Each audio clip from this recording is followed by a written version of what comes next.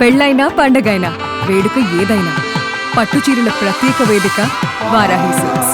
Hi hello welcome to Suman TV. నేను మీ Roshan. So గత 24 గంటల నుంచి చూస్తూనే ఉన్నాము. మంగ్లీకి సంబంధించిన చాలా వరకు వీడియోలన్నీ వైరల్ అవుతున్నాయి. ఇప్పటి వరకు మంగ్లీ ఒక మంచి సింగర్గా, ఒక మంచి ఫోక్ సింగర్గా, ఒక మంచి సింగర్గా మాత్రమే మనందరికి పరిచయం. అలానే చాలా ప్రశంసలు కూడా పొందారు. అండ్ చాలా ఈవెంట్స్లో కూడా తను పాల్గొనటం, తన సింగింగ్కి చాలామంది ఫిదా అయిన ఫ్యాన్స్ని కూడా మనం చూస్తున్నాం. ఆమెని పొగిడిన సందర్భాలు కూడా మనం చూస్తూనే ఉన్నాం. బట్ ఈ మధ్యకాలంలో సెలబ్రిటీస్ తప్పు చేసినా చేయకపోయినా తప్పు జరిగిన ప్లేస్లో వాళ్ళైతే ఉంటే డెఫినెట్గా వాళ్ళని తప్పు చేసిన వారి కిందే భావిస్తున్నారు. అలానే ట్రీట్ చేస్తుంది ఈ సమాజం అనేది ఒక అపోహ అని చెప్పుకోవచ్చు చెప్పాలంటే. ఎందుకంటే వాళ్ళు ఎంతో కష్టపడి సంపాదించుకున్న ఈ పేరంతా కూడా ఒక చిన్న తప్పిదం వల్ల ఈ మధ్యకాలంలో జరుగుతున్న చాలా ఇన్సిడెంట్స్ మనం చూస్తూనే ఉన్నాం. ఒక జానీ మాస్టర్ కానీ, లేకపోతే ఈరోజు మంగ్లీ కానీ, అంటే వాళ్ళ తప్పు లేకపోయినా సరే ఏదో విధంగా అది న్యూస్లో ఓవర్గా స్ప్రెడ్ అవుతుంది. కాబట్టి మేము సంపాదించుకున్న పేరంతా ఒక్క నైట్లో పోతుంది, పోయేలా చేస్తుంది మీడియా అని చెప్తూ ఉంటారు. కానీ మీడియా కూడా ఏది కావాలని చెయ్యదు. డెఫినెట్గా అక్కడ ఏదో కొంత జరిగితే మాత్రమే మీడియా ఎప్పుడైనా ముందుకు ఒక స్టెప్ వేసి న్యూస్ ప్రజెంట్ చేయడం జరుగుతుంది. బట్ దానిలో భాగంగా నిన్న జరిగిన ఒక వీడియోలో అయితే అక్కడ కొంతమంది పరిగెత్తడం చూసాము. ఒకరికి పాజిటివ్ వచ్చింది, దామోదర్ రెడ్డి అనే అతనికి కూడా పాజిటివ్ వచ్చింది. కాబట్టి ఎస్, అక్కడ మేబీ డ్రగ్స్ ఉండే ఉంటాయి, గంజాయి కూడా ఉండే ఉంటుంది అనే మెసేజ్ అనేది బయటకు వచ్చింది అనమాట. నిజంగా తప్పు జరగకపోతే నిలబడి గట్టిగా మాట్లాడితే ఇంత దూరం వచ్చేది కాదేమో అనిపించింది. దివి కూడా చూస్తే మనకి బాత్రూంలోకి వెళ్ళి డోర్ వేసుకోవటం, ఒక లేడీ ఎస్ఐ వెళ్ళి ప్లీజ్ ఓపెన్ ద డోర్ అని చెప్పటం, బయటకు వచ్చిన తర్వాత తను పరిగెత్తడం చూసి ఆగండి దివి గారు అని చెప్పేసి ఆ ఎస్ఐ గారు కూడా అడగటం, ఇవన్నీ చూస్తే ఏదో తప్పు జరిగింది కదా, తప్పు జరగకపోతే ఎందుకు ఇలా చేస్తారు వీళ్ళు అనేది కూడా బయటికి కొంచెం ఆ వీడియోలు చూసినప్పుడు అనిపిస్తుంది మనకి. బట్ ఈ అంశం మీద మనతో స్పందించడానికి స్వయంగా మంగ్లీ గారు లైవ్లోకి రావడానికి సిద్ధంగా ఉన్నారు. ఆమె నిన్ను అడిగినప్పుడు ఆమె చెప్పారు క్లియర్గా, నాకు తెలియక నేను పర్మిషన్ తీసుకోలేదు, లేకపోతే ఇలా జరుగుతుందని నాకు తెలియదని కూడా కొంత తన బాధని చెప్పారనమాట. అసలు మంగ్లీ గారు ఏం చెప్తారు? ఎందుకంటే ఈరోజు న్యూస్ మనం చూస్తే కంప్లీట్గా ఒకరికి కాదు ఇంకా ఎక్కువ మందికి పాజిటివ్ వచ్చిందని చెప్తున్నారు. అసలు నిజంగా అక్కడికి గాంజాయి వచ్చిందా, లేకపోతే గాంజాయి తాగిన వాళ్ళు ఆ పార్టీకి వచ్చి అక్కడ పార్టిసిపేట్ చేశారా? సో నిజంగా ఓవరాల్గా అసలు ఆ పార్టీలో ఎవరెవరు పార్టిసిపేట్ చేశారు, పార్టిసిపేట్ చేస్తే అక్కడ జరిగిన పరిమాణాలు ఏంటి?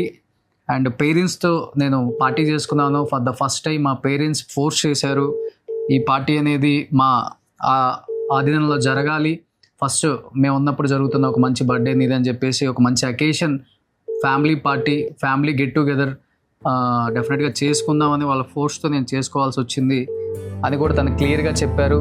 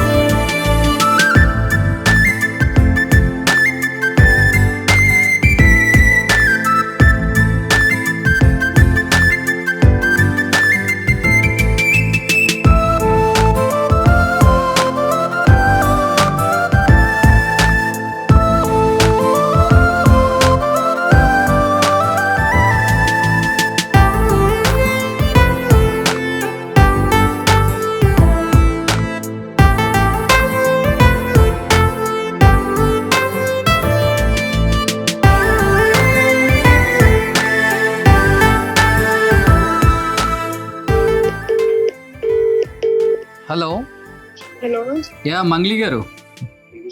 చెప్పండి రోషన్ గారు.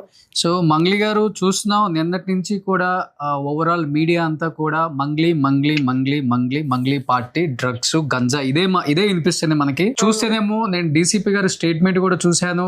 అండ్ డీసీపీ గారు క్లియర్ గా చెప్పారు అక్కడ ఎటువంటి మత్తు పదార్థాలు, డ్రగ్స్, గాంజా ఏమైతే దొరకలేదు మాకు. కానీ కేవలం ఒకే ఒక్క వ్యక్తికి, దామోదర్ రెడ్డి అనే వ్యక్తికి పాజిటివ్ వచ్చింది. ఎందుకంటే ఎప్పుడైనా పోలీసులు కిట్లతో వస్తారు కాబట్టి అక్కడ టెస్టులు చేస్తే ఆటోమేటిక్ గా తెలుస్తుంది ఎవరు తీసుకున్నారు ఏంటో అనేది. బట్ మీరు చెప్పేదానికి అండ్ డీసీపీ గారు చెప్పిన దానికి అండ్ 99.9% మ్యాచ్ అవుతుంది, కానీ మరి పాజిటివ్ ఎలా వచ్చింది అనేది ఇక్కడ పెద్ద క్వశ్చన్ మార్క్ అండి. ఏం చెప్తారు దానికి?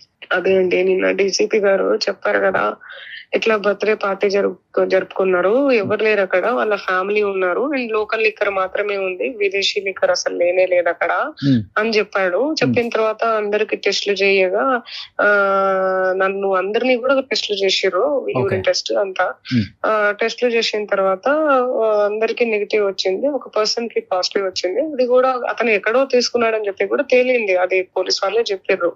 ఎప్పుడో 1 week 10 days బ్యాక్ తీసుకున్నట్టు, ఎక్కడో ఏదో పార్టీలు తీసుకున్నట్టు.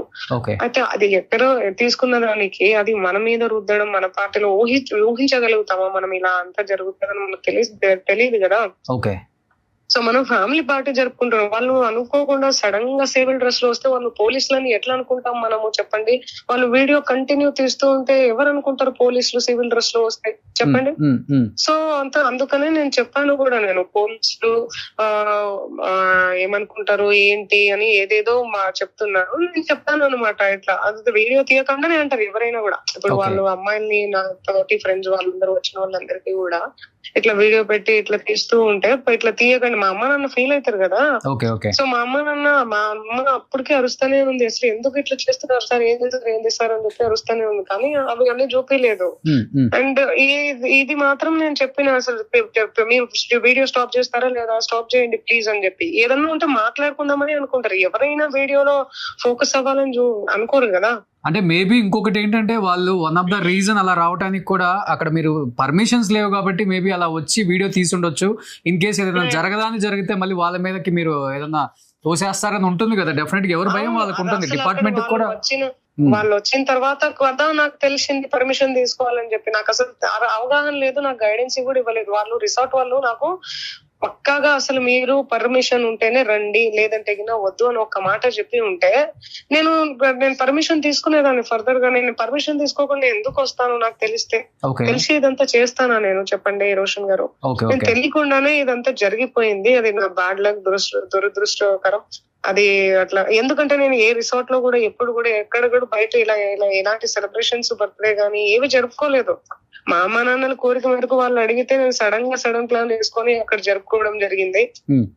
సో అక్కడే మేము చాలా ప్లానింగ్స్ ఉంటే పూల్లో మా చెల్లె వాళ్ళు మేము అంత పూల్లో ఇది చేయాలి అనుకున్నాం. యాక్చువల్లీ అన్ని ఉంటాయి కానీ ఏది జరగకుండా అయిపోయింది. మేము అక్కడ పోయిందే 7 గంటలకు పోయినా, నేను 9 గంటలకు స్టార్ట్ చేసినాము, 12 గంటలకు కంప్లీట్ అయిపోయింది. 12:30కు వాళ్ళు ఇక అటాక్ వచ్చిర్రు. 12 గంటలకు నేను కేక్ కట్ చేసేసిన మా అమ్మ నాన్నలతో, ఫ్యామిలీ ఫ్రెండ్స్, ఫ్యామిలీ వాళ్ళతో.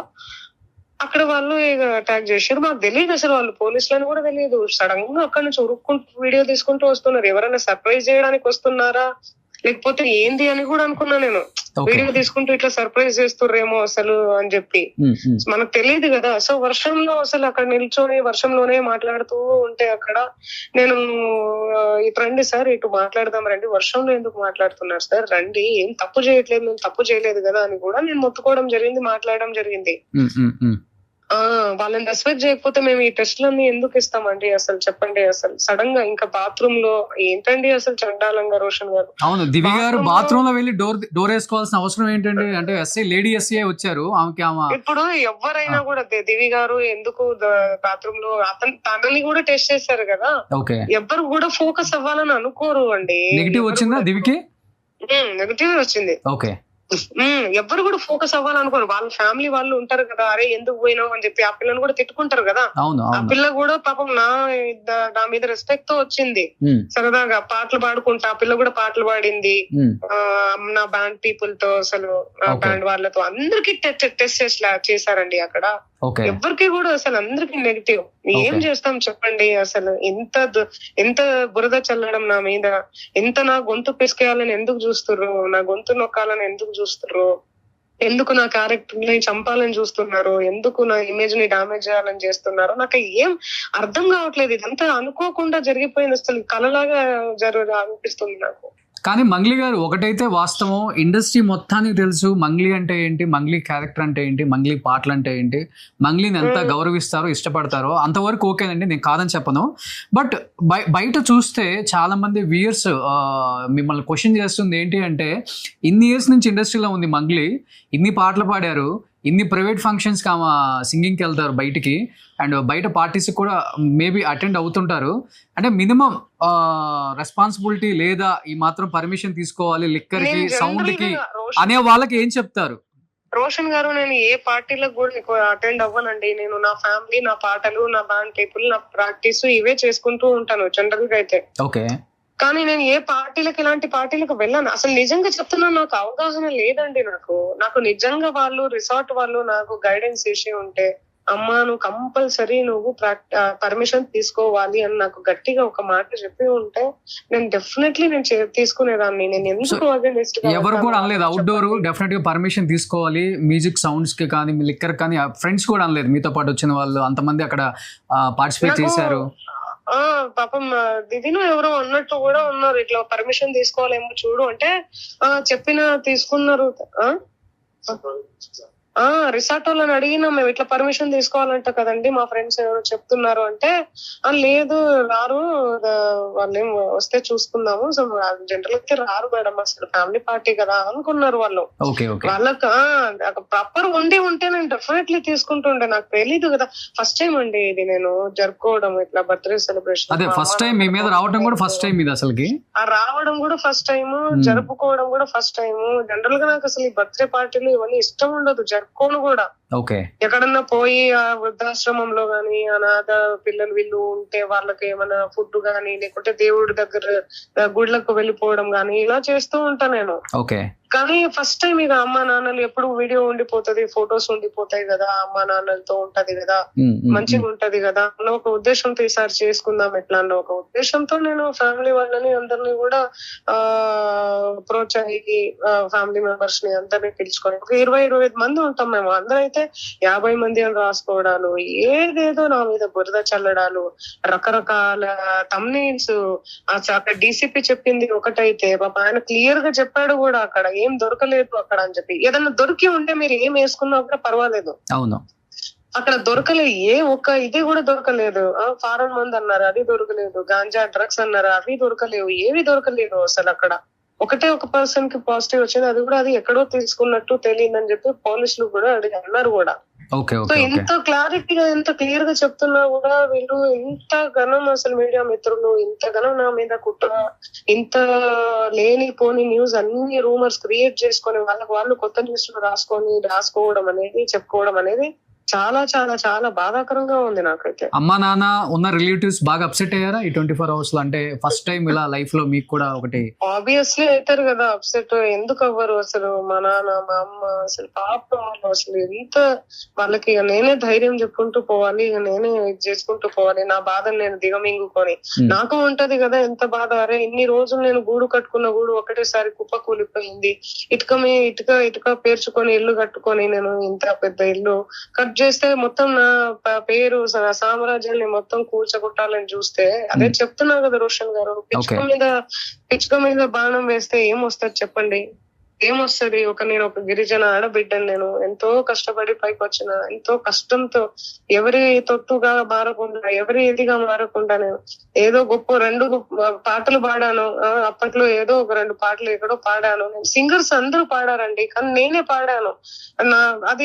అది ఎక్కడో వెళ్ళిపోయింది, అంత బాగా రీచ్ అయ్యి అంత ఇదైంది. దాంట్లో నా తప్పేముంది చెప్పండి? అంటే మీరు పొలిటికల్ గా దీని వెనక ఏదో పెద్ద హస్తం ఉందని మీరు ఫీల్ అవుతున్నారా? నేను అసలు హస్తం ఉందా లేదా అనేది కూడా నేను చెప్తలేను, కానీ చెప్తున్నా నేను ఏం జరుగుతుందో నాకు అర్థం కావట్లేదు నా మీద అని చెప్పి. మరి నేను ఒక గిరిజన ఆడబిడ్డ, నాకు ఎవరు సపోర్ట్ లేరు అనో, మరి లేకపోతే ఏం జరుగుతుందో నాకు అర్థం కావట్లేదు రోషన్ గారు. అంతే, ఇంకేం లేదు. నేనైతే క్లారిటీగా చెప్తున్నా, అక్కడ ఏమీ దొరకలేదు, అసలు ఏమీ అక్కడ లేదు కూడా. కానీ దాన్ని వీళ్ళు బాగా హంగామా చేస్తున్నారు. అది రోషన్ గారు. నిద్రపోయారా అసలుకి? చాలా డల్ గా మాట్లాడుతున్నారు. ఎక్కడ ఫోన్ కాల్స్ అవి ఇవి ఉంటాయి కదండి. అయ్యాయి సడన్ గా ఇలాంటిది వస్తే ఎలా నిద్ర పడతాడండి చెప్పండి? అసలు అంటే ఏందబ్బా అసలు ఇది డ్రగ్స్, ఒక రకరకాల thumbnails అండి బాబోయ్, రకరకాల thumbnails అండి. ఏం thumbnails అండి అవన్నీ చూస్తే? ఏమనుకుంటారు ప్రజలు, జనాలు అందరూ, నన్ను ఇష్టపడే జనాలు? మంగ్లీ అంటే ఒక స్పిరిచువల్స్ ఇమేజ్ ఉంది, మంగ్లీ అంటే ఒక ట్రెడిషనల్ ఇమేజ్ ఉంది. ఆ ఇమేజ్ ని డామేజ్ చేయడం అసలు ఏమనుకుంటారు? పాపం ఇన్నోసెంట్ ప్రజలందరూ, జనాలు ఏమనుకుంటారు వాళ్ళు? అరే ఏంది అసలు, ఇట్లనా అనుకోరా అసలు? వాళ్ళు ఎప్పుడు కూడా అసలు మంగ్లీ అంటే స్పిరిచువల్, మంగ్లీ అమ్మ ఎంత బాగా పాటలు పాడతావు, మా శివుడు పాటలు గాని, అమ్మవారి పాటలు గాని, ట్రెడిషనల్ పాటలు గాని, మన ట్రెడిషనల్ ఫెస్టివల్ పాటలు గాని అంటూ ఉంటారు. ఇటు అవి చేసుకుంటూ నా ఇండిపెండెంట్ సాంగ్స్, ఇటు సినిమా సాంగ్స్ అన్ని నా కష్టార్జితం ఏదో నేను పడుకుంటూ పోతున్నానండి. నేను ఎక్కడ కూడా నేను ఎవరికి భజన చేసి కూడా నేను బతుకుతలేను. నేను నా కష్టార్జితం మీదనే పాటలు పడుతూ నేను పాడుతూ నేను వెళ్తున్నాను ముందుకి. దాన్ని కూడా వీళ్ళు గొంతు నొక్కేయాలని, నన్ను చంపేయాలని, నా క్యారెక్టర్ ని ఎందుకు నా మీద బురద చల్లుతున్నారో నాకు అర్థం కావట్లేదు. దట్టు డీసీపీ గారు చెప్పినప్పుడు కూడా దాన్ని అసలు పక్కగా అసలు వదిలేశారు. అసలు డీసీపీ గారు చెప్పింది కూడా వదిలేశారు. నేను చూసాను, డీసీపీ గారు స్టేట్మెంట్ కూడా విన్నాను, 1-2 సార్లు విన్నాను. క్లియర్ గా అక్కడ ఎటువంటి మత్తు పదార్థాలు దొరకలేదని క్లియర్ గా చెప్పారు ఆయన. బట్ ఒకటైతే చెప్పగలను మంగ్లీ గారు, ధైర్యంగా ఉండండి. ఇలాంటి టైంలోనే మీరు చాలా స్ట్రాంగ్ గా ఉండాలి. ఎందుకంటే ఇండస్ట్రీకి తెలుసు మీరేంటో, సౌత్ ఇండస్ట్రీ మొత్తానికి తెలుసు. అన్ని లాంగ్వేజెస్ లో ది బెస్ట్ హిట్ సాంగ్స్ పాడారు ప్రతి హీరోకి, ప్రతి మ్యూజిక్ డైరెక్టర్కి.